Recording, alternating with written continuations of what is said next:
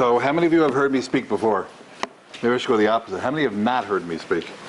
I'm just trying to figure out if I could use the same jokes. Okay. So I have a unique challenge, I was telling the rabbi, because this is really a parenting seminar.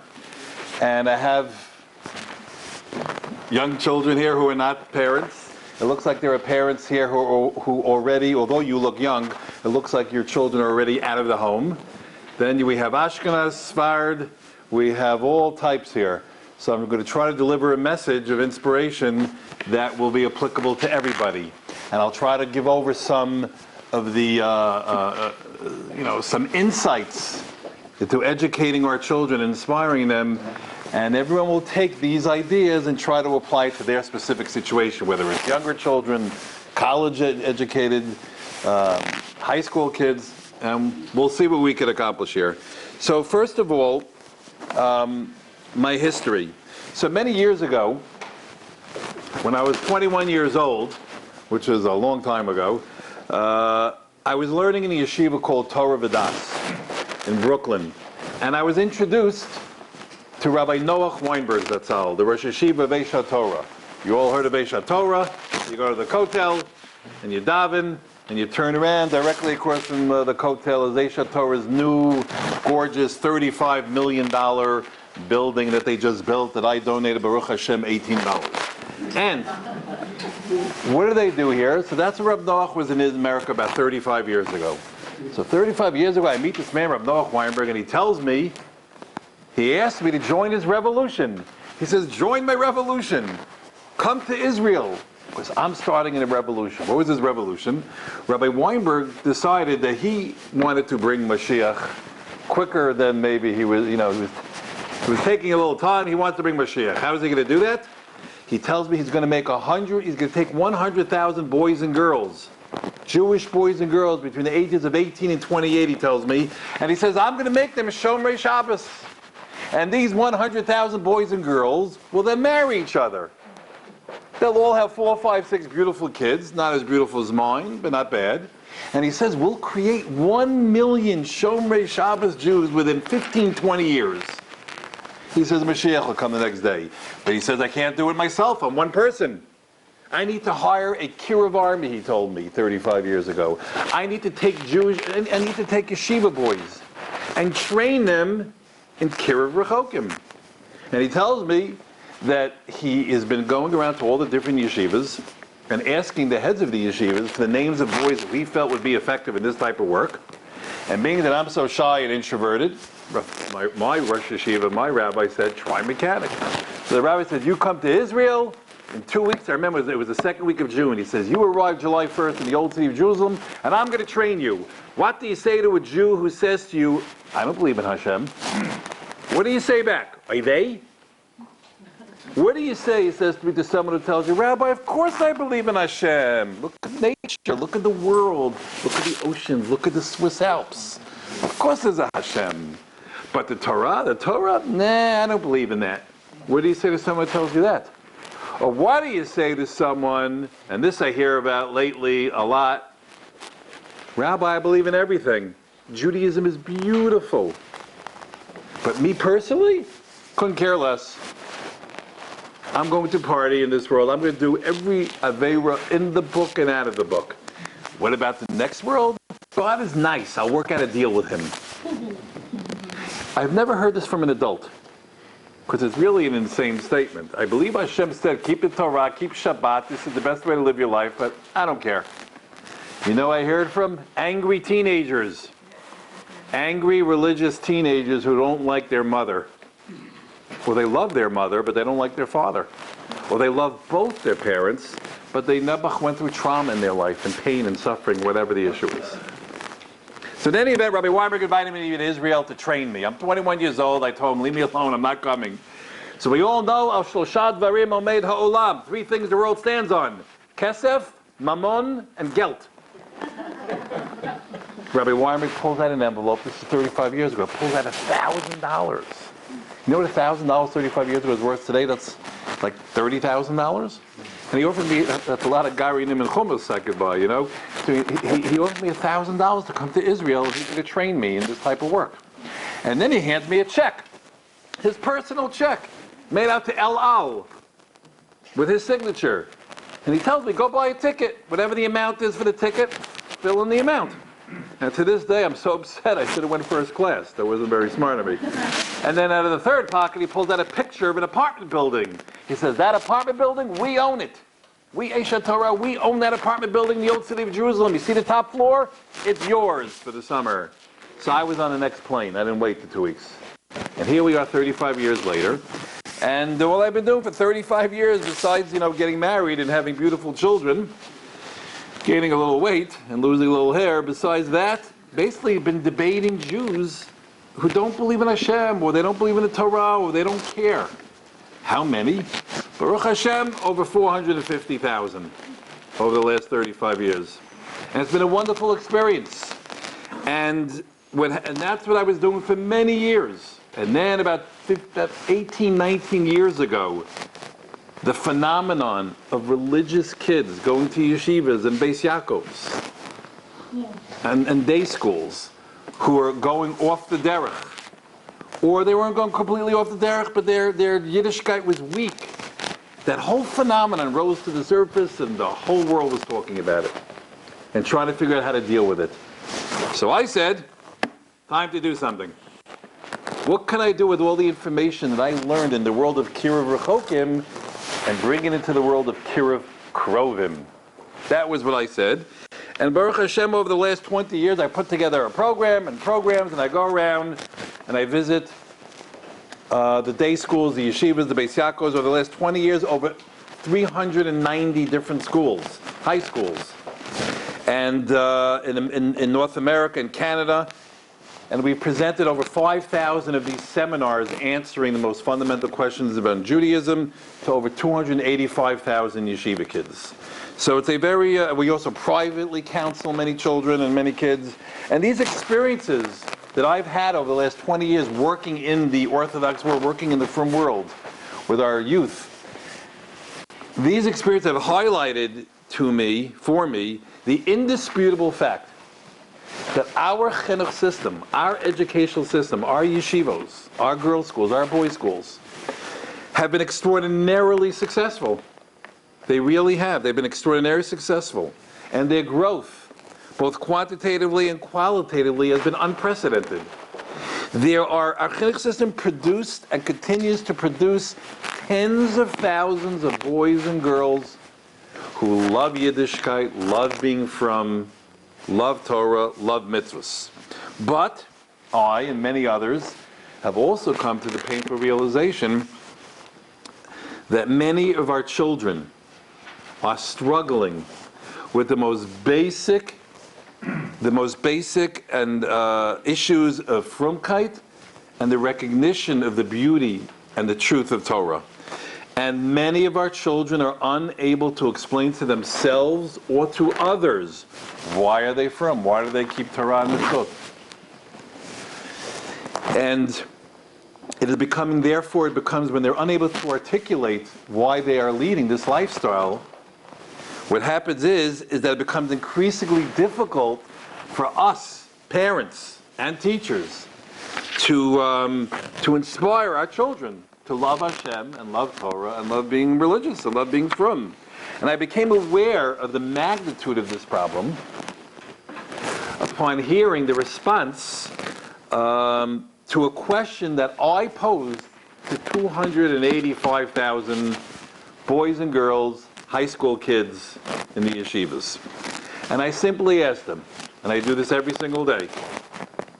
I get up in front of a group of kids, they're 11th and 12th graders, and I simply ask them, what will you respond when a non-religious Jew sits down next to you on an airplane or a train or a bus and politely and respectfully ask you, why are you religious? Why are you doing this?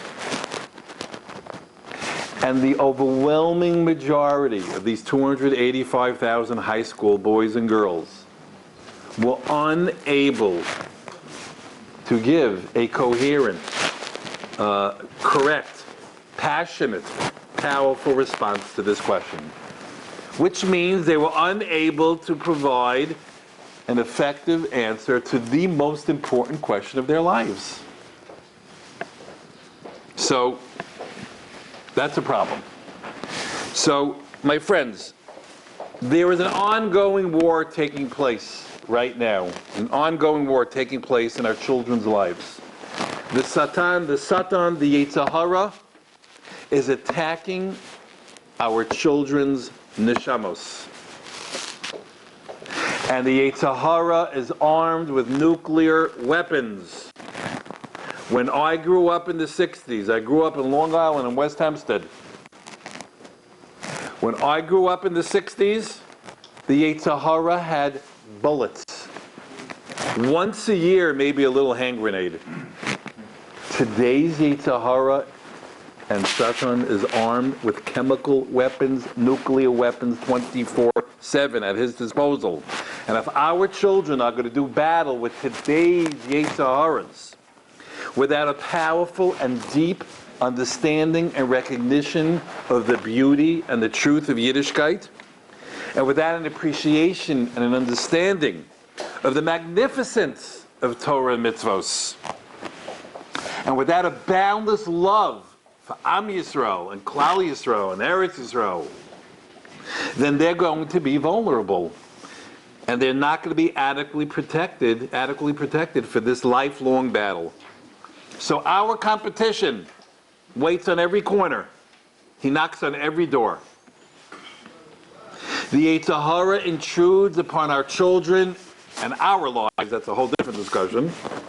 The Yetzer Hara intrudes upon our lives in the insidious form, in our children's lives, in the insidious form of internet and videos and alluring taivos and very sophisticated kfirah.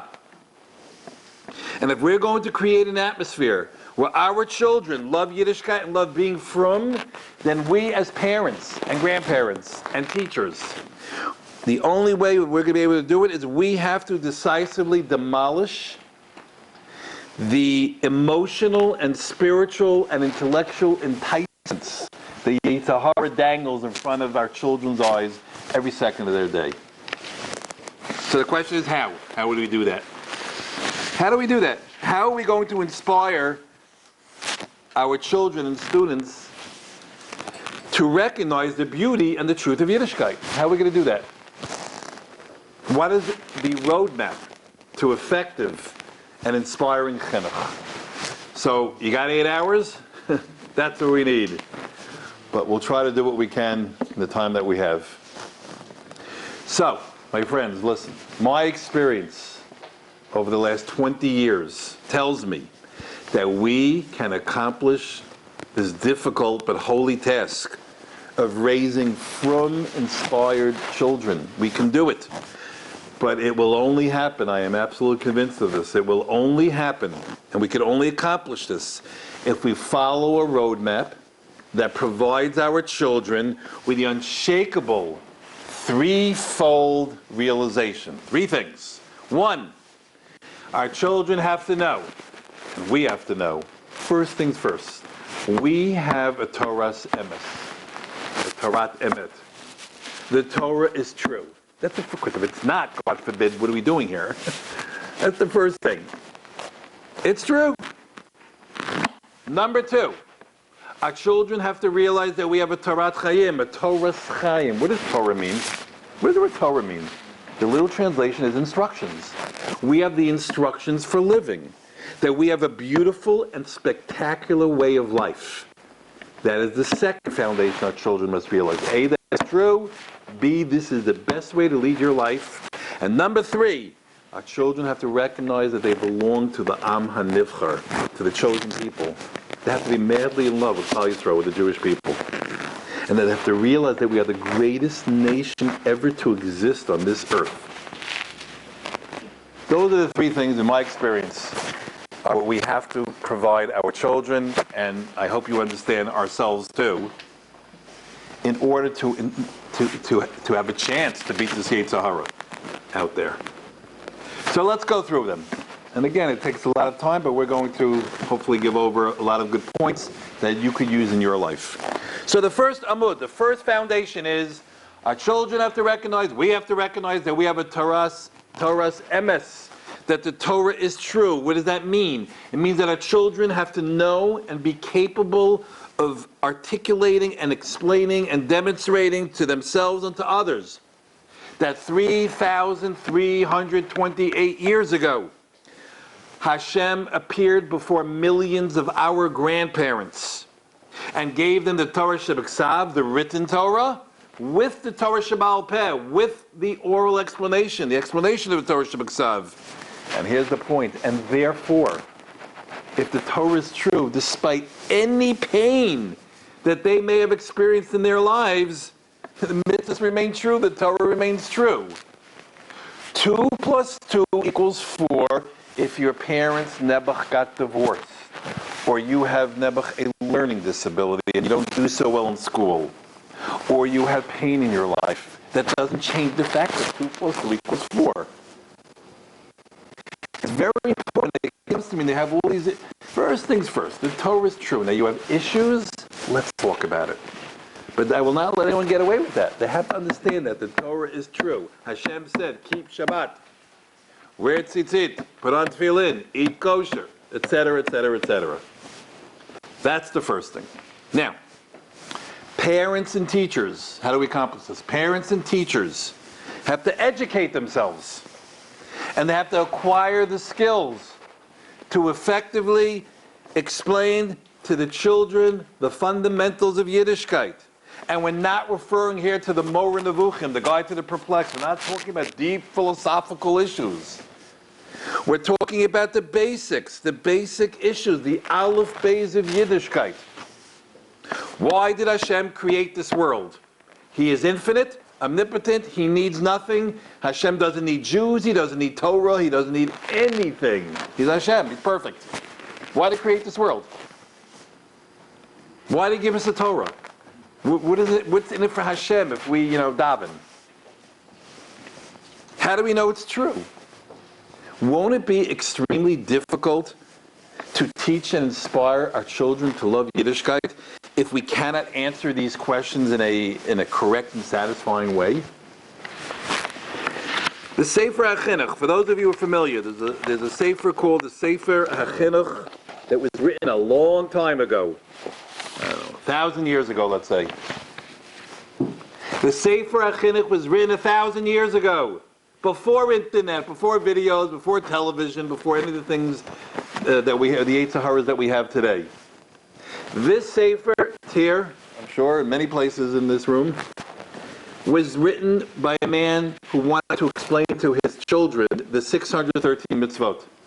Here are the 613 commandments. Here's each mitzvah. Here are the laws of the mitzvah and the reasons. That was the purpose of this Sefer, the Sefer HaChinuch. So there's mitzvah 117 out of the 613. There's a mitzvah in the Torah, 117, not to sacrifice honey on the altar, on the Mizbeach. Not to pour honey on the Mizbeach. Says the Sefer HaChinuch, I have no idea why Hashem gave us this mitzvah. I don't understand it. He says, I don't even have a lamim od, very hidden. Why doesn't Hashem want us to pour honey on the Mizbeach? But then writes the Sefer HaChinuch 1,000 years ago. However, and I'm quoting, however, even though I don't know a reason for this mitzvah, we have to find something to tell our children. And then he writes, because we must give our children, listen to the words he says, ta'amim, the reasons for mitzvos, viso'alos. You know what viso'alos means? Benefits. We have to tell our children, here's the reason we put on tefillin, and number 2, why it's good for you. What's the benefit? And then he writes, because if we don't do this, he writes, I'm quoting, they're going to kick away the Torah in their teenage years and go off the derech. This was written 1,000 years ago. We have to tell our children, here's why we keep Shabbos. Here's the reason. And the second thing is, and here's why it's good for you, why it's beneficial for you. Here's why, girls, you should dress neistic. This is the reason why. And second, this is why it's good for you. It's productive. It's helpful, whatever it is.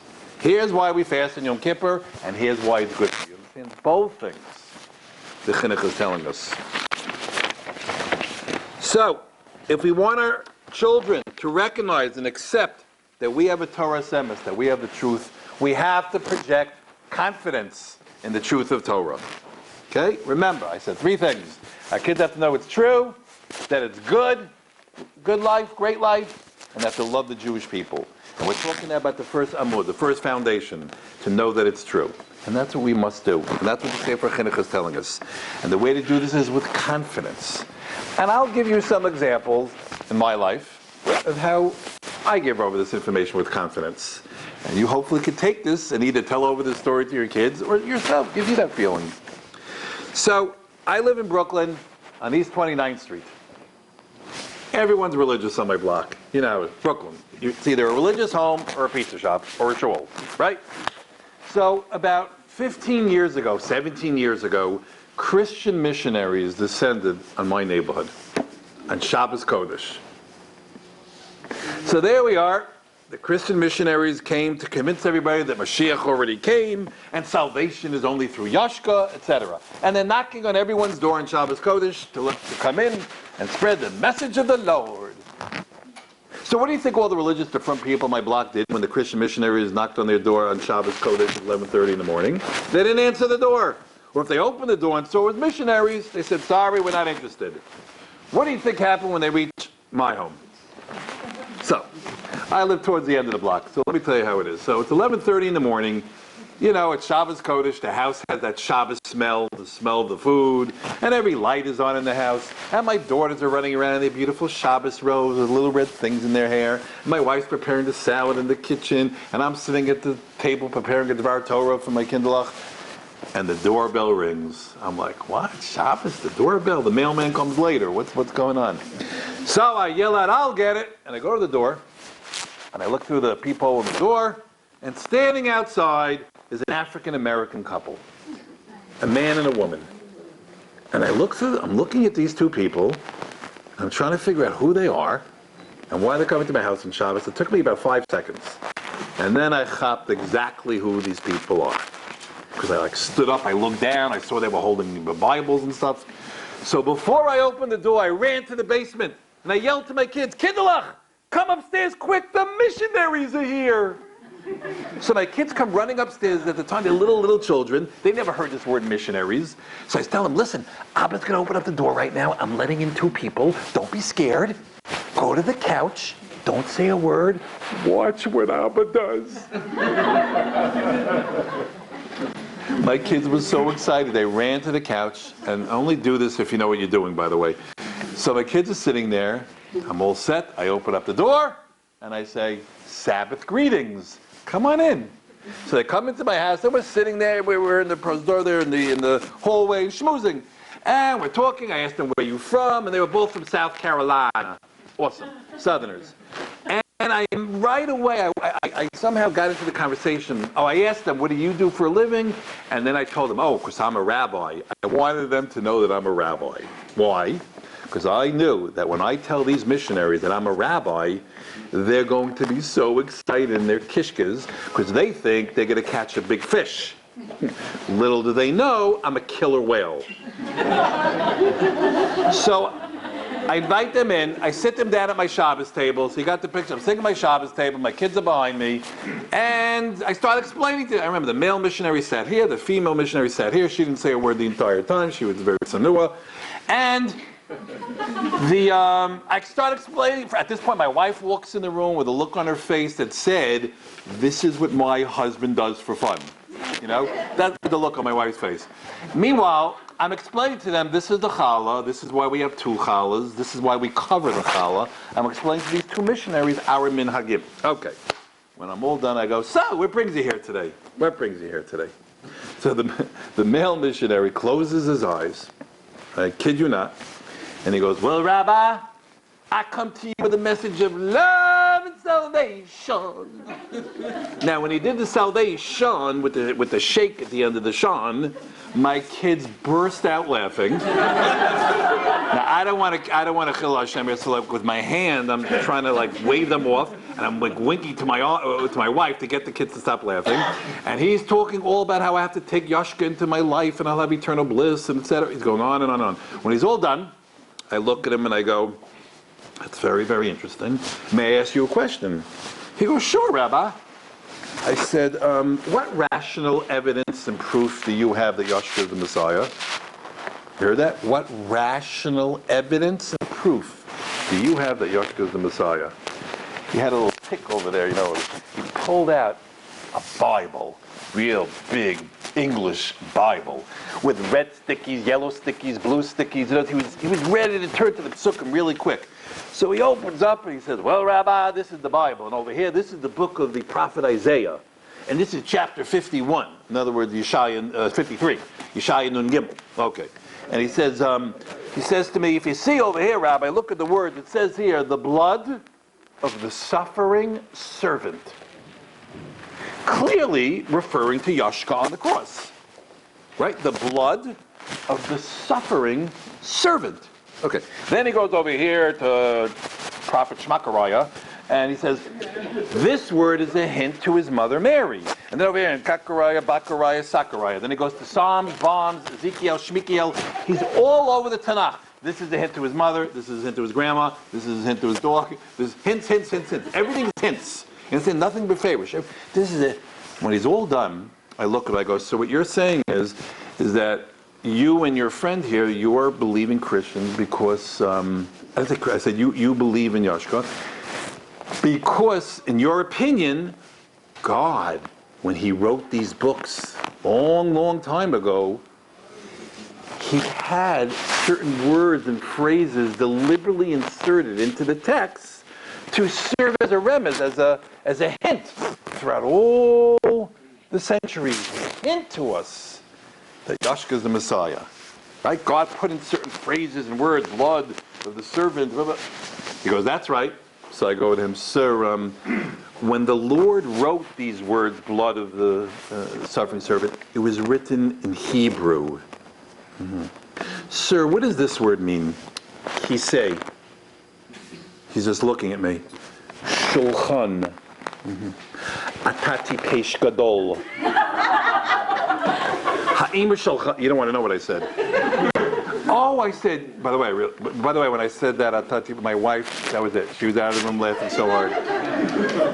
I said, "Oh, you don't know Hebrew." For those who don't know what Atati peish gadol means, you're stupid. I said, "Oh, you don't know Hebrew." I said, "Sivi Chani, my two daughters, they were 4 years old and 6 years old at the time. Come here, Shefala, come here, girls. Stand next to Abba. Ooh, you look so pretty on Shabbos Kodesh. You're 4 years old and 6 years old, my two little girls." I say, "See these two people? They're my friends. Could you tell them, how do you say in Hebrew?" And I looked at the table, my wife had put out some fruit. "How do you say in Hebrew, orange?" Say it together, 1, 2, 3. And my two little girls go, "Tapuz." How do you say table? 1, 2, 3. Shulchan. So, you like that, huh? So I looked at them, I said, "You're going to have to leave my house now. You're basing your whole religion on the translations of words in a language that you don't know and my 4-year-old does? Sei gesund, shalom lehitraot." Now, I didn't exactly do that. I didn't just kick them out like that. I just went through all the things they showed me. Okay, let's talk about the first word. The blood of the suffering servant. What's the word for servant? Eved. There's only one problem. It doesn't say that word. It says avadim. It's plural. Hello, it's plural. How can it refer to one person? Refer to Klal Yisrael. Oh, you see this word that you showed me in Zechariah? No. That's not what I speak Hebrew. That's not what it means. Okay. A week later, Shabbos Kodesh, knock on the door. I go to the people, I run to the basement. Kinderlach, they're back. Come upstairs quick. Watch what Abba does, because they're not coming back a third time. I open up the door. Guess who they sent me? Bubby missionary. Grandma missionary. For those who understand, they sent me a Rishon. See, last week was Achronim. Now they sent me a Rishon. A Bubby. So I sat Bubby down, Bubby missionary down. And again, there's a lot to say here. What I'm trying to show you confidence in the truth of Torah to our kids. I'm not going to go through the whole thing, but first thing I said to her, I said, ma'am, let me ask you something. Do you agree with the Muslims on the major issues of religion? No. And what about the Mormons? No. What about the Hindus and the Buddhas and the this? So in other words, all you religions, you all disagree on everything, right? On the major issues. Is there anything you all do agree on? And you know what the answer to that is? They all agree on one thing, that we got a Torah. Did you know that? Every Christian, Muslim, Mormon, Hare Krishna, Seventh-day Adventist, they disagree. What is God? What is our purpose in life? They disagree on but there's one thing they all agree on, that we got a Torah. Did you know that? So what do they think? They think God changed his mind, right? They believe that God changed his mind. So I got this missionary lady to realize that, right? So you recognize that you disagree with everyone and everything except for one thing, that we Jews got a Torah. So then why are you a Christian? And why are they Muslims, I said to her. And the answer is because you all believe that God changed his mind and chose your prophet. Correct? And then I asked her 4 questions. 2 of them were devastating, 2 of them were fatal. Question number 1. You believe, ma'am, that God gave the Jews a Torah and then later on rejected the Jews, rejected the Torah, changed his mind, and now he chose Yashka. There's only one problem, ma'am. I asked her, do you believe in every word of the 5 books of Moses? Every word. It says 24 times that Hashem will never change his mind. It says Brit Olam, Bris Olam. What does Bris Olam mean? Forever. 24 times the Tanakh it says the Torah, mitzvahs, Yiddishkeit is forever. And they believe in that. They believe in the Torah, but it says 24 times, forever. I've heard 3 responses to that from them and others. One response is, that's one response. Second response, oh, that was a good one. I was coming back, maybe I'll talk about this later, in my work, my kiruv recounting work many years ago, it brought me in contact with many movie stars, Hollywood stars. So I was meeting with Jason Alexander. You know who that is? Exactly. The short guy, George Costanza, told me he's not short. He told me he's a tall midget.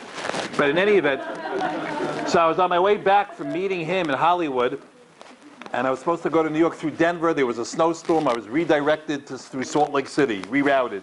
There I was in Salt Lake City Airport, this is many years ago, all alone.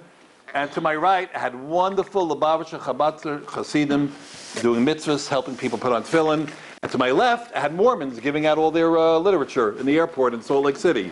So I had already prayed that day, so I went for the Mormons. And all they could come up with when I went in, the final thing the girl said to me after I told her, it says 24 times, you never change your mind. She said, well, clearly, the devil speaks from your throat. Okay. There's 2 of me in here. Now I understand why I got an issue here. So in any event, the third thing that I've heard from them is that's your Jewish interpretations of the word bris olam. We interpret it differently. Really? How do you interpret the word tie? It's a tie. Yeah. Right? Phone, paper, gorgeous. Words have meaning. Words have meaning. Bris olam means forever. That's devastating question number 1. I told the missionary lady, as all my children and wife were watching all this. Question number 2. We have a point, right? We have a parsha in the Torah called Navi Sheker, false prophet. Do you know what it says there? It says if a man comes along, even if he is a Navi, even if he tells the future, even if he does miracles, but he tells you not to keep Torah and mitzvot, kill him. That's what it says in the Torah that they believe in. That was devastating question number 2 to Bubby missionary. Number 3, Bubby, how many people did God give his original religion to? I said to her. And she knew 600,000 men, 3 million Jews. And when God changed all the rules, you understand, all the rules were changed when he went with Yashka, according to you. Now when you hit a home run, you're out. You understand? Now when you get 100 on a test, it's a 0. Everything's the opposite. Who did God reveal this to? One person privately. Why didn't Hashem go to 3 million Christians like he did the first time with the Jews? Or 3 million Muslims? And the 4th question is, why didn't he come back to the Jews and tell us that he changed his mind? Why didn't Hashem do another Har Sinai? Let us know. When he's playing games? Ooh, let me change all the rules, not tell the Jews, and they all go to Gehenna. So this is what we told the missionaries, and this is something that we show confidence. Confidence. We have the truth. So once we mentioned already this, that I had the opportunity, I would say even the schus, to meet some of these Hollywood stars. It's a long story, not for now. And I spoke about this a lot, where I met with a guy named Larry David. Larry David is a very famous man in Hollywood. And to make a long story short, he invited me to eat dinner with him in a kosher restaurant called Pat's Restaurant on Pico Boulevard. And you've been there? Pat's Restaurant. So what would take me half an hour to go through, I'll do in 30 seconds. Basically, I sat down with the man, and before we even got started to eat, the first thing he said to me was, "Hey, God exists." Before I even, ordered my menu, something on the menu. So I said to him, "How do you know he doesn't?" I'm sorry, what did he say? I'm sorry? What did he say? He said to me, I sit down with Larry David, he tells me, order whatever you'd like. So I figured the guy's worth $1 billion, I'll order the whole restaurant, But I ordered a steak. Okay. And you figure you're sitting down with someone, the first few seconds, you have small talk.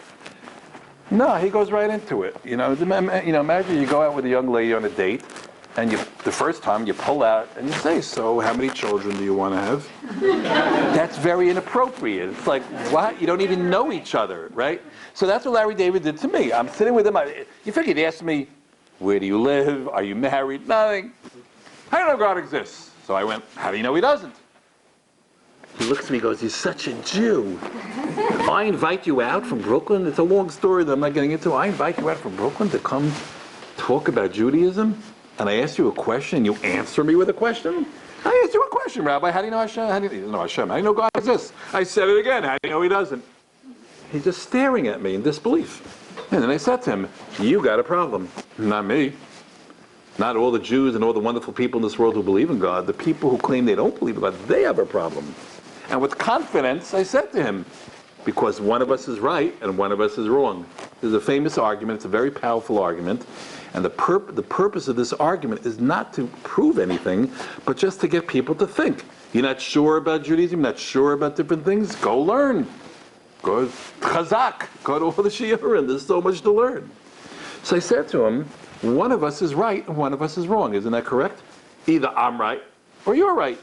I'm right, there's a Hashem and Torah, or you're right, there is no God. I said, when are we going to find out who's right and who's wrong? When are we going to know for sure? The second we die. So I said to him, the second we die is when we're going to find out. Either I'm going to die at 120, and there's Hashem and Moshe Rabbeinu, right? Either I'm right, or you're right, and you die, and there's nothing there. I said, let's look at the consequences of who's right and who's wrong. Let's say I turn out to be wrong, chas v'shalom. And I lived my whole life as a religious Jew, thinking that I'm right, and then I died and I was wrong. I said to him, what did I lose out in life?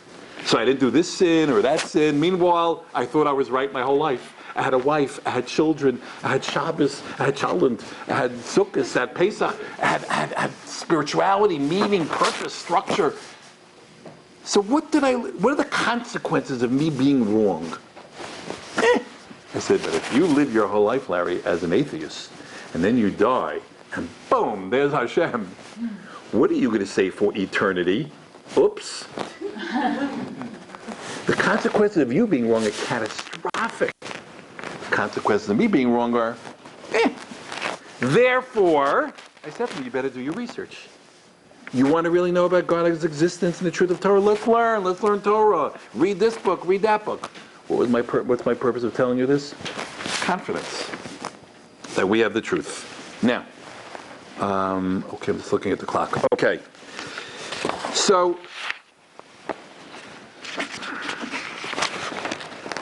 I like to tell over the story. I'm still on that first amud, that first foundation that we have to show our children and ourselves that we have, that the Torah is emet.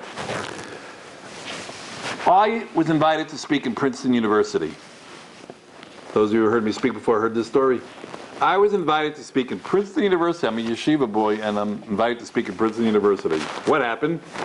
17 years ago, there was a course being given at Princeton University. I'm going to talk very quickly because I have a lot to say. 17 years ago, a course was being given called Comparative Religion. What was it about? You had 50 students get in a room with a professor. They did research on 5 religions, compared them, and had a final. Let's discuss the details. The professor, very, very nice man. He was a Gentile, 60-year-old man with a long white ponytail going all the way down his back with a scrunchie at the end. He had 2 earrings. Machmir, he had 2 earrings, right? Just giving you a feeling for what we're dealing with. He had 2 PhDs in philosophy, 2, and he was making $150,000 a year. Who were the 50 students? 49 Gentiles and 1 Jewish kid named Stephen. The 49 Gentiles consisted of African Americans, American Indians, Chinese, Japanese, Koreans, all types. And there's 1 Jewish kid, 19-year-old boy named Stephen, who knew nothing about Yiddishkeit. What were the 5 religions they were doing research on? Judaism, Christianity, Islam, Hare Krishna, and the Mormons. For those of you who don't know, Hare Krishna is a cult. When I was growing up in the 60s, we had a lot of Hare Krishnas here.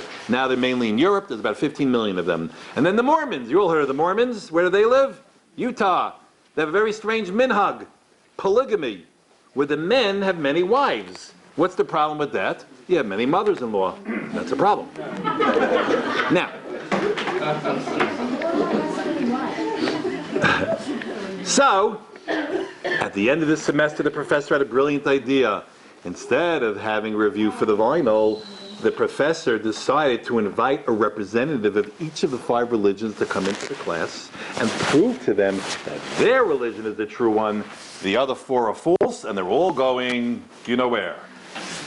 So he invites in an imam to prove Allah in the Quran. He invites in a Christian, a bishop, to prove Yeshua is the Messiah. He invites in a Harry, he invites in a Mormon, and Mechanic represents the Jewish people. How did he get to me? Very simple. 1 Jewish kid in the class named Stephen. The father goes over to Stephen and says, Stephen, you're the only Jew in this class, so do me a favor. Find for me a rabbi who knows how to talk, and believes in this stuff, etc. Stephen has a father named Joel. Joel's a multi-millionaire gazillionaire who's not religious, but he believes in the work that we do. He donated $2.2 million to Aisha Torah. I get a call from Joel the father, from his satellite phone, on his yacht in the middle of the Pacific Ocean, 5 minutes before lichbenching. 5 minutes before Shabbat. Hey, Rabbi, what's up? You're going to Princeton to teach some Torah. I said, Joel, I ain't teaching no Torah, ain't going to no Princeton. What are you talking about? He says, Rabbi, do you remember my son Stephen? I have a son Stephen. You had his bar mitzvah, Rabbi, and I remembered it was more bar than mitzvah. In any event, he says to me, you got to go. Do you think I want to go? No. But how many reasons do I have that I must go? 2.2 million reasons. So I tell him, look, I'll go, but I have a request and a demand. My request is I want to be last. And that's what happened. The Christians came Monday.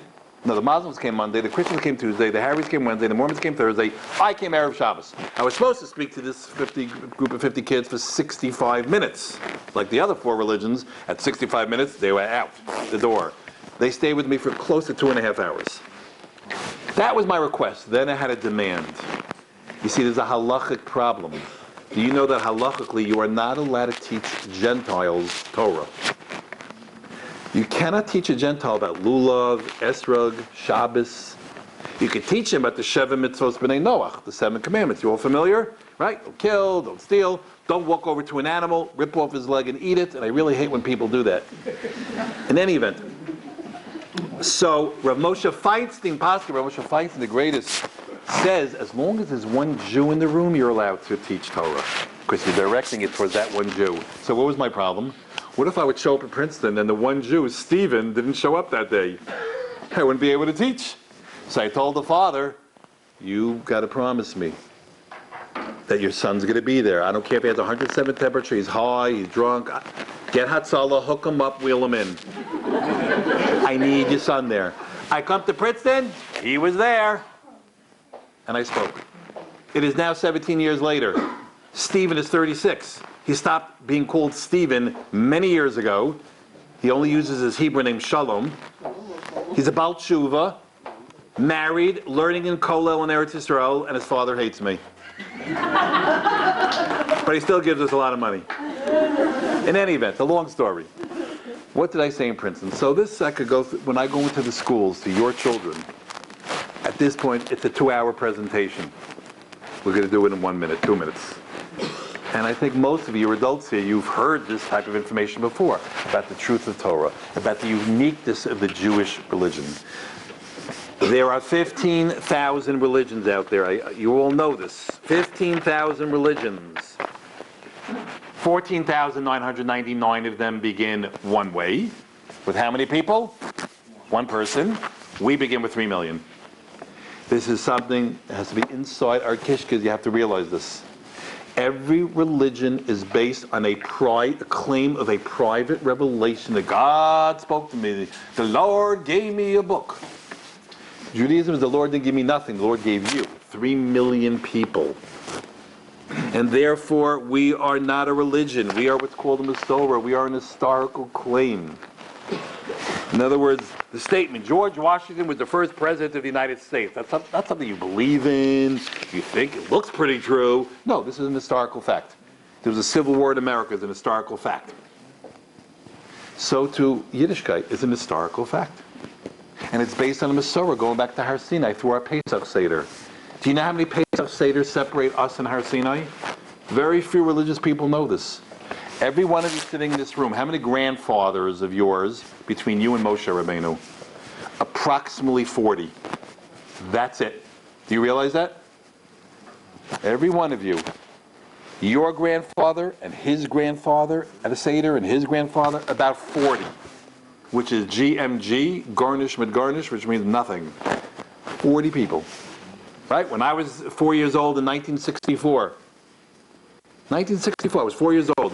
At my Seder in West Hempstead, my Zaidi was at that Seder. He was 92 years old. He was a Hasidic Jew. That was his last Seder with us because he passed away that year. And I remember I was 4 years old and I get goosebumps every time I tell the story. And my Zaidi at 92 years old told me in Yiddish, at some point in the middle of the Seder, he says, don't ever forget. Hashem took us out of Mitzrayim and gave us the Torah. And when I was 4 years old in 1882, my 90-year-old Zaidi from 1795 told me the same thing. 2 Seders Mechanic is in 1795. And when that Zaidi was 4 years old in 1705, his Zaidi from 1610 told him that. Got that? Every one of us here, when we were little children, had an elderly grandparent, uncle, aunt, or an old Haggadah telling us, Hashem gave us the Torah, Hashem took us out of Mitzrayim. And when they were 4 years old, they had an elderly, right? So it goes back to our city, 40 paces. And knowing this type of information, and knowing that we have the emes, the Torah is true, Hashem appeared to us and gave us the Torah. Knowing this is a major weapon in our arsenal to fight the Yetzer Hara and the apathy and the lack of passion that we see today in many of our kids. And I know when I go into schools and I show them in a 3-4 hour seminar, here I did it in 2 minutes, of the truth of Torah, it validates them. It is so empowering, it is so validating, it is so vital in strengthening them. But it's not enough. And now we come to our second foundation. Just knowing that our Torah is true is not enough. There are people here who know that they have, let's say, high cholesterol. And they're not very healthy, yet they eat unhealthy. And they know it. They know it. Yet they don't eat healthy. How could that be? Because that's the human condition. And that's what we have to work on in our life. And the second foundation of our chinuch roadmap, and perhaps the most important one, is that our children have to know and feel that we have a Torah's Chaim, which means we have the instructions for living. That it's good to be frum, it's geschmack, as we say in Yiddish. That in fact the only sane, intelligent, and pleasurable way to lead our life is to keep Torah mitzvahs, and we have to inspire them. And we can only inspire them if we ourselves are inspiring. And we have to present Torah living as spectacular and thrilling. And we have to give them we have to impart enthusiasm in Torah, because enthusiasm is contagious. So I want to share with you what I believe is one of the most important practical tools that one should use to accomplish this task of showing our children that we have a beautiful way of life, that this is the Torah's Chaim. And that is, listen carefully, I've said this many times, in today's day and age, you want to inspire your children, whether you're a teacher or a parent, we have to behave like salesmen, not policemen. A policeman says, you better do this or not do this. Otherwise, you're going to get punished. A salesman says, Here's why you should do this or not do this. Here's why it's good for you or not good for you to do this or to not do that. Here are the reasons. Here's why going to that place or listening to that music is not good for you, is counterproductive. See, in sales, we try to figure out how to satisfy the customer and what will convince them to buy the product. We are selling a product to our children. That product is called Yiddishkeit, and we have to figure out the best way to sell Torah and mitzvos and davening and learning Gemara and tznius. So we have to be salesmen. I'll give you an example in my life. One example, maybe two, and then you can take that and use it in your life. So I speak in all these schools, right? And usually I speak for about 2.5 to 3 hours when it's with a break. When it's done, usually at least half the kids stay around for another 45 minutes asking me questions, until the principal comes down, Banos, let's go girls, back to class, right? So here's the story. This happened around 13 years ago. I went to a well-known, very, very right-wing religious Beis Yaakov. Very, very, real Beis Yaakov, right? I speak for 2.5 hours, the girls stay around another 45 minutes, and then they all leave, except for one girl. I always call that girl the lingerer, the one who lingers and waits till everybody leaves, and they pour out their heart to you. Boys, that doesn't happen. They're not pouring out their heart, they want to play basketball. So, this is what happened. There I am in a room, I'd say the room is at least twice the size of this room. Big room. It was a gym.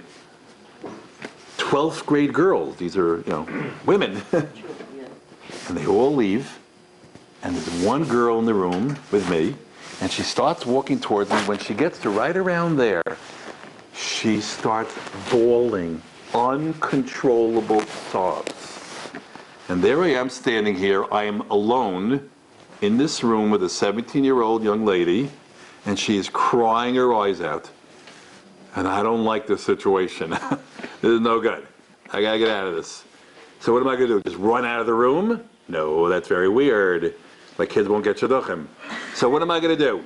I gotta get her to stop crying. So I go, calm down. Here's $100 if you. No, I didn't say that. Just calm. And she's heaving. She calms down. I go, what's wrong? And she yells, she says in between her cries, I'm a Mechalel Shabbos. She doesn't keep Shabbat, I'm a Mechalel Shabbos. She's crying and crying. I said, come here, come a little, she's over there, come a little closer. I said, now by the way, this girl comes from a very, very well-known, prominent rabbinic family. And we'll leave it at that. And she says to me, I say, what do you mean you're Mechalel Shabbat? What do you do? So listen to what she says to me. And again, I'm not telling you the whole story, but enough that you need to know. She says, I put makeup on Shabbos. Now she happened to have she was very pale, whatever. She put makeup on Shabbos. And she's crying. I go, will you hold on a second? Mechalel Shabbos for makeup? Wait, hold on, not so simple. Let me hear, what makeup, and what do you do? Let me hear a little bit more. And she gave me details, and she's Mechalel Shabbos without a question. Some say one malacha, some say two. I'm not going to get into that. So how do you handle it? Here's what a policeman does. 12 years in Beis Yaakov, you learned all those Rashis and Psukim and Halacha, and that's what you do? You're going to ruin your shidduch, you're going to ruin your parents' shidduch, and your children, and do you know who your grandfather is? And you should be ashamed of yourself. Fair. That's one response. That's one way to deal with it. And you chayv misa, and you Mechalel Shabbos, and it's terrible, and you. That's one way. And the truth is, that way possibly could have worked many years ago in different cultures, different times. I'm a salesman. Here's what I said. I said, what's your first name? So we'll give her a name, Chani. I said, Chanallah. You got to add the la. Chanallah. I want to ask you a question. When you wake up Shabbos morning, do you walk around to everyone in your house and tie their knots in their shoes? Oh, you don't tie knots? Okay, Baruch Hashem. Do you get up every Shabbos morning and turn on the stove and cook things, cook eggs, bishul? Do you cook? Oh, Baruch Hashem. How are you getting those watermelon pits out of the watermelon, right? How's the borer going for those? In other words, I went through all the, 15, 20 other malachos, and I said, look at that. There were 39 of them. 38, you're doing great. You're having a problem with one. You're having a challenge with one of them. Understand what I did here? So I said to her, I can't say to her, oh, it's fine, no problem, you're not... I said, yes, you're doing an act that is considered Chilul Shabbos, and it's very, very serious, and it's not good for your soul. It's not good for who you want to be. But I said to her, you're not this ugly, horrible Jew who doesn't keep Shabbos, you're horrific. She saw herself like this, like the Jews who don't keep anything and, drive to shul on Shabbat or whatever it is, I don't know. That's how she saw herself. So, I said to her like this. I said, here's what we're going to do. Next Shabbos, it's between you and Hashem. Between you and Hashem. The following Shabbos, you're mine. You're committed to me. You came over here to me. You took my time here. You are committed to me. You will not do this. You don't like the way you look? Go into a closet, spend the Shabbos there. I said that to her. She was crying, laughing. I said, the third Shabbos, between you and Hashem. The fourth Shabbos, you're committed to me, and you will not do this. Again, I'm not telling... There were other things she was doing too, but... Okay? Nothing horrific, but okay. So then I said to her, and Mirza Hashem, you will overcome this Yetzer Hara that you have that's causing you to, do certain things that are not in keeping with the laws of Shabbat. And then I said to her, but if you continue to do this, and you do not overcome this Yetzer Hara, although it's really, really not good for you, and it's an Aveirah, Hashem loves you. And you're a wonderful, from girl, wonderful Bas Yisrael, I said to her. I said to her, you could marry some Lakewood boy and have a million kids and the whole thing and learn in Kola. I know, I said all these things, made her laugh. I said, take care. 3 years later, I get this card, the proverbial "you saved my life" card. I have a few of those. And she writes, Dear Rabbi Mechanic, you remember me? And she gives me the simanim, you remember me? I was a girl. Well, guess what? 5 exclamation points. It took me time, but I was able to overcome this Yetzer Hara. And then she writes, and guess what? I married a Lakewood boy! Exclamation point. And then she writes, and guess what? We had a boy this week, and we're making a bris. I was hoping she would have written that she's going to name him after me. Right? What's the point of this story? The point of the story is, you have to be a salesman. It's like Rabbi Weinberg used to always teach us. I think this rule is probably one of the top 2 or 3 most important rules in life. It's what I'm about to tell you now is one of the most important rules of life, of chinuch of our children and marriages. And that is, don't be right, be effective. Right is, you're doing a terrible thing, you're doing a terrible sin. Fe'ich. That's not what I want to give over to her. I want her to stop. And if she doesn't stop for whatever reason, that's for Hashem to judge. I don't want her to feel that she's this horrible human being and become even less from her. I want to be effective. Like in marriage, right? This side of the room has disagreement sometime with this side of the room. And I want you to know, ladies, we're basically always right. But look what we do. We come up, we learn Gemara. Well, this, and therefore this, and you brought that thing up that happened 8 years ago. There's nothing to do with what we're talking about now. And meanwhile, and he showed you how you're wrong, and they walk away crying. So what do you accomplish? So you're right, but that's not the purpose. Marriage is a relationship, love and everything. You want to be effective. You want to have a relationship. Don't be right, be effective. And that's what being a salesman is all about. Now, obviously, if someone comes over to me and says, Rabbi Mechanic, I love food, and on Yom Kippur I eat. I don't say, Shefala. One Yom Kippur, you can eat, and one Yom Kippur, you understand my point? There's a difference between eating Yom Kippur and eating Chametz and Pesach, and, a lot smaller thing. Music. Goyish music, non-Jewish music. It's a tremendous Yetzer Hara. I would say any teenager who doesn't have this Yetzer Hara, you got to check him out. There's an issue. No, I'm really serious. I'm really, really serious. Not 98% of the time. So what do? I have this all the time. I could speak in front of one. Again, the boys, they just, they want to play basketball, but the girls are growing. That changes later on in life. But the girls, these wonderful girls, I could speak in a school, and they come out with me afterwards, and they feel so dirty and so schmutzig, and they're like, I listen to this Goyish music and this and that. So how do you handle it? What do you tell them? So a policeman would say, do you know what that does to your neshama? Do you hear the words and the topics? It's horrible. It's as if the girl's going to say, wow, I didn't think of that. You're so right, Rabbi. I'm going to stop listening now. I'm a salesman. I want them to stop. I want to be effective, not right. Right is, this is terrible to listen to this type of stuff. I want to be effective. So, we're going to pick 3 days, I'll tell them, where you're going to listen to Kalbach and Shweki and all these other things. And what you do on the other days is between you and Hashem. And then you call me back after 3 weeks, and we'll pick a 4th day, we'll pick a 5th day, we'll try to work on it. And I tell them, and if you do not overcome this Yetzer Hara, you're wonderful, Hashem loves. I ask them, do you dress nisik? Do you make brachos? Do you wash? Do you keep Shabbat? Do you do everything? They do everything. They're wonderful girls. So they have this Yetzer Hara. Now again, if they were eating in Yom Kippur, I wouldn't do that. You understand? But to listen to music, you try to be effective. You got to be a salesman, not a policeman. Now, how are we doing? Okay, built into our Masorah. I want to conclude with a bunch of things that you should all implement in your lives and in your homes. Built into our Masorah, into our Yiddishkeit and our lifestyle, are wonderful opportunities to accomplish this holy task of giving our children the feeling that's fantastic to be from. First thing is, now I want to tell you about a few things.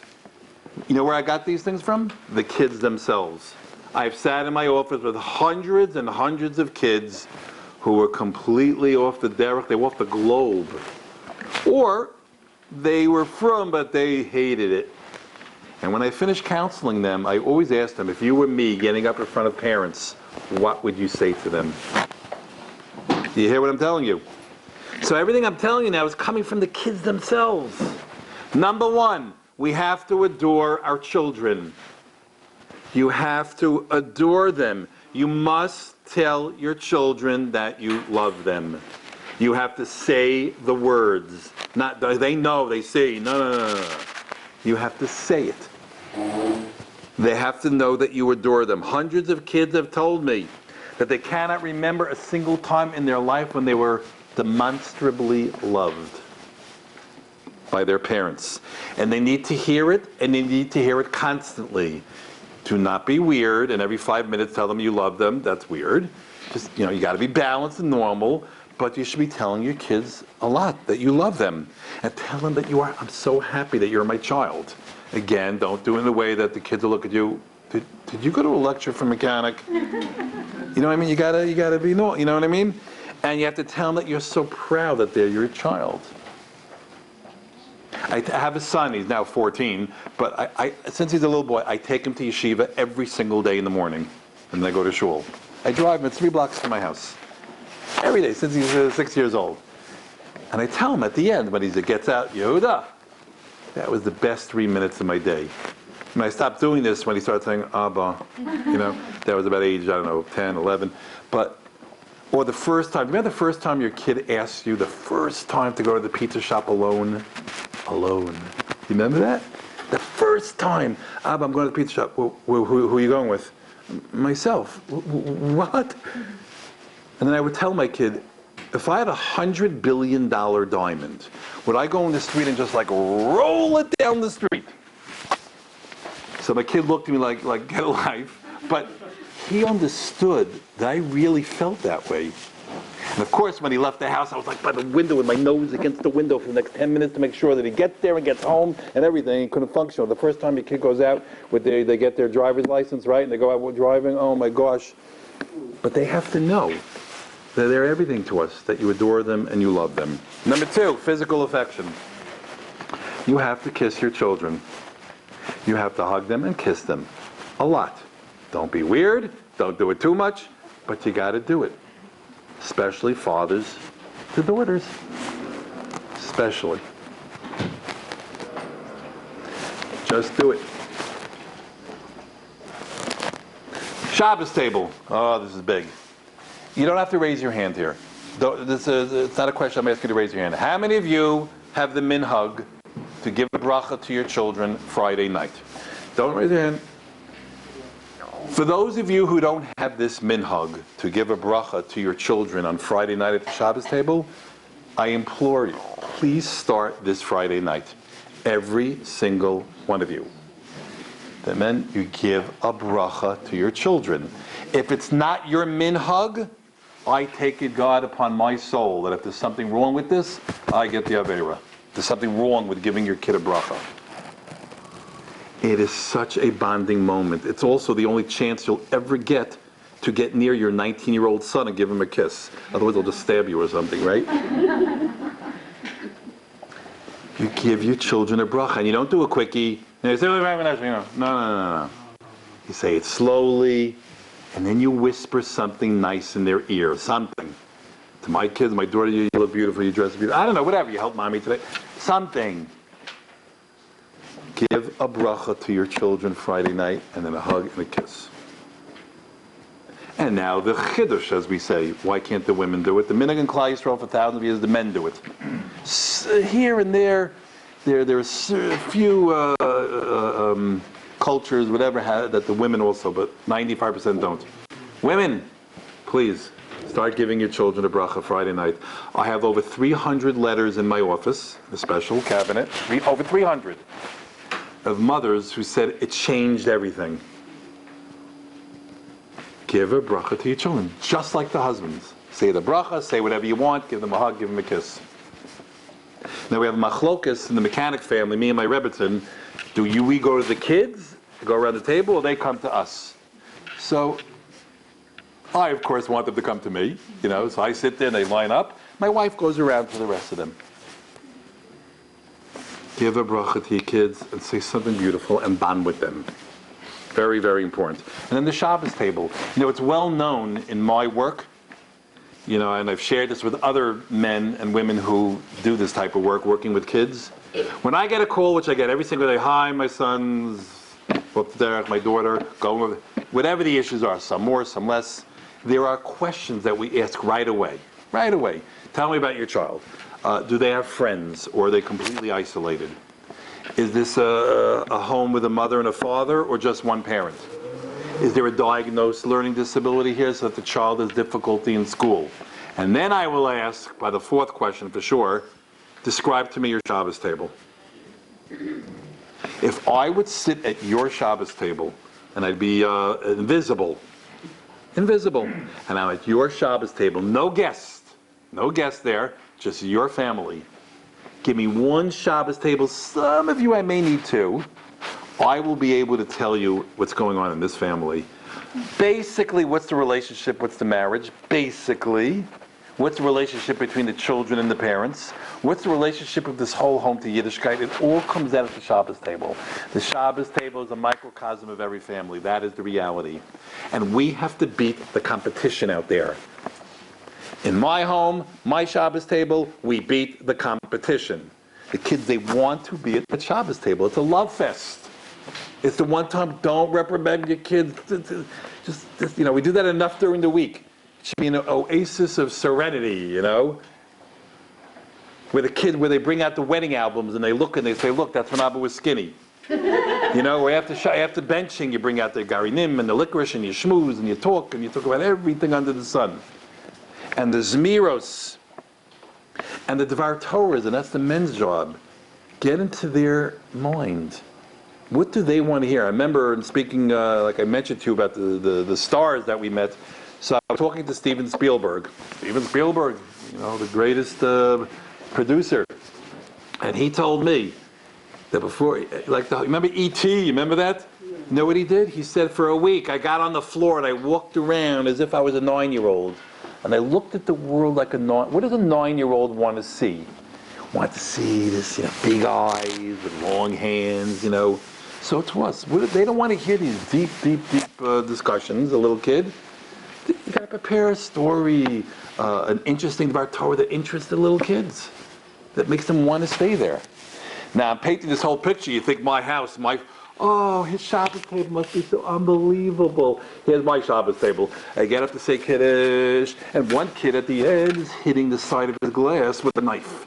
Bang, bang. And this one's kicking this one because his chair is touching her chair, you understand? And this one's fighting because he got a bigger piece of challah than that one. My friends, this is all normal. They stick their finger in the pickle, they stick it into the grape juice. This is normal. But parents are embarrassed, they don't want to tell each other, this is all normal, this is kids, this is the way it is. Now obviously if they're swinging from the $20,000 chandelier, I thought, Shafel, could you come down from the $20,000 chandelier? You understand?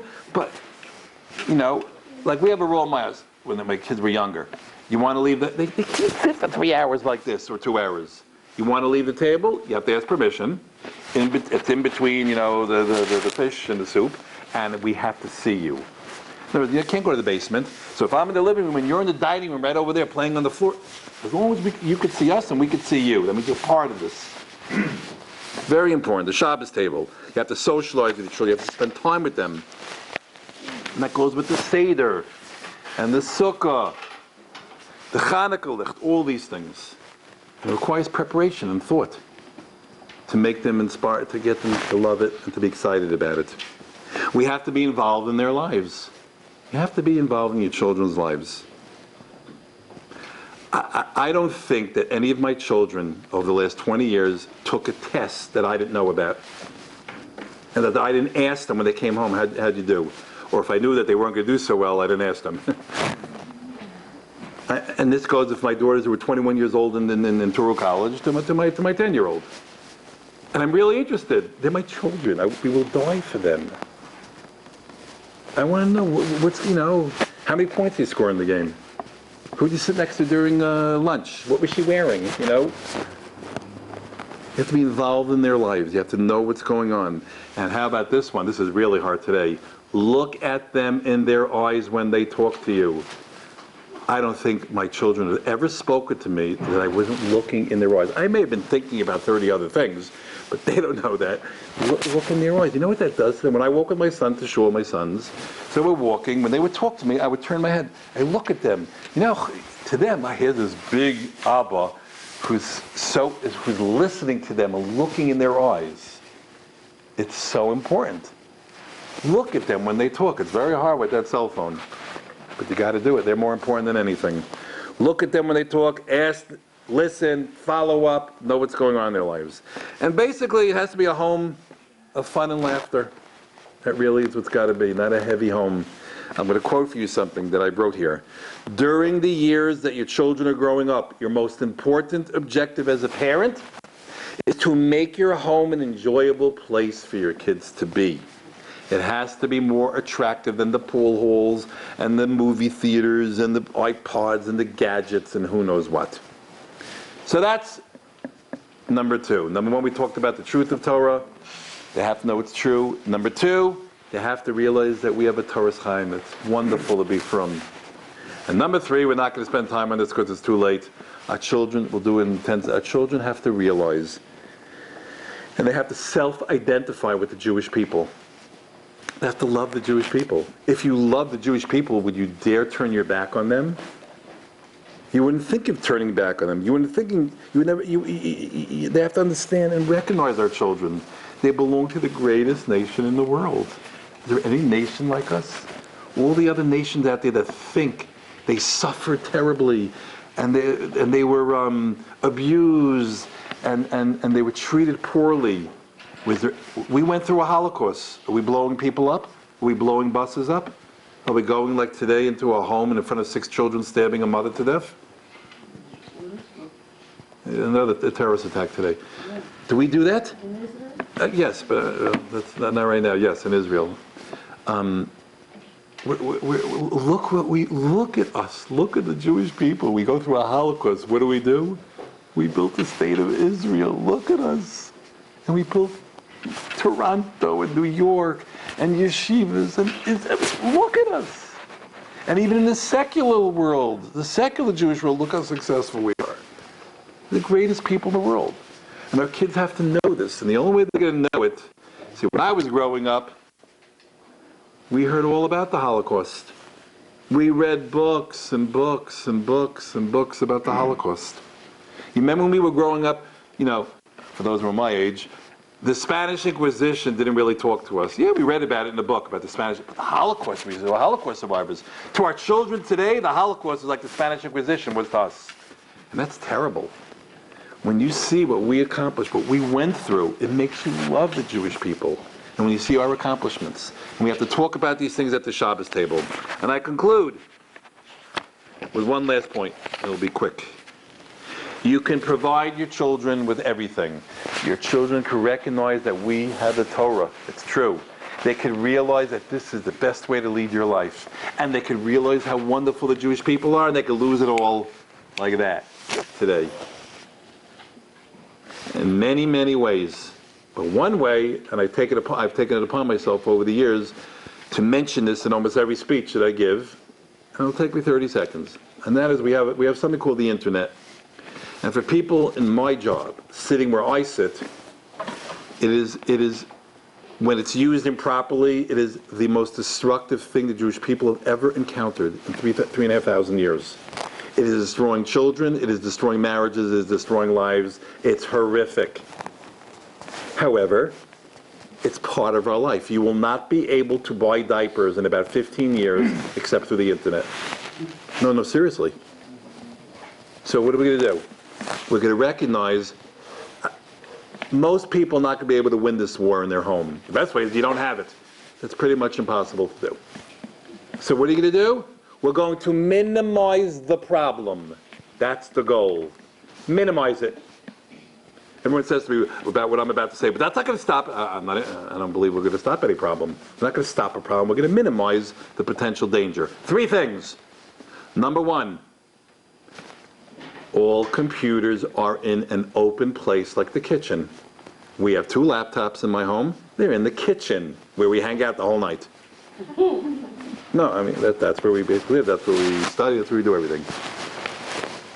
I've met parents, it boggles my mind, intelligent people who allow their teenage sons or daughters to have a computer in their room with the door closed. I'm sorry, but those parents should be arrested. No, they're evil. It's evil. It's evil to allow your teenage son or daughter to have a computer or internet without a filter when they could close the door. If they don't do the wrong thing, run to a therapist. Run. Number 2, you have to have a filter. K9. You heard of K9? It's for free. You download it. Doesn't slow up your computer. Could they get around it? Sure. But 9 out of 10 times they're not going to do it. It just makes it more difficult. It minimizes the problem. A filter. Some have more. I have a thing in my computer, my kids don't even know that it sends me a report, a secret report. At the end of the day, it's undetectable where everyone's been. Baruch Hashem, I've had a problem in 20 years, 15 years. And the third thing is, only the wife has the password to the computer. Only the wife. So if Rabbi Mechanic gets up at 3 o'clock in the morning, which happens a lot lately, and I want to go downstairs and take a drink, I can't go on the computer unless I wake up my wife, and that's a death sentence. And if my son, who's in 11th grade in Chaim Berlin, his Rebbe didn't show up that day, the Rebbe was sick. So the kids come to school, Rebbe's not here, they all go home. So they all come home at 11 o'clock, Abba's at work, Mommy's at work, and you leave an 11th grade boy in a home with a... He can't go, the mother's not there. No password to get into the computer. And recently, we're having problem with women on the computer. Chat rooms and gambling and who knows what. So the newest thing now is the wife has half the password, the husband has the other half. You can make all the joking you want, but that's what we got to do. And that's what we have to do. And by doing everything I just said now, you'll minimize the problem. Sometimes tremendously, sometimes somewhat. And that's the goal. And of course, there's so much more to say on this. I conclude. We need to do these three things. Give our children and ourselves these three amudim, that it's Torah's emes, that it's good, and that we're part of the Jewish people. And then protect ourselves, and then daven a lot. And daven to Hashem, that our children should remain on the derech hayashar, and they should love Torah, love mitzvahs, love the Jewish people, love Yiddishkeit. Thank you. Good night.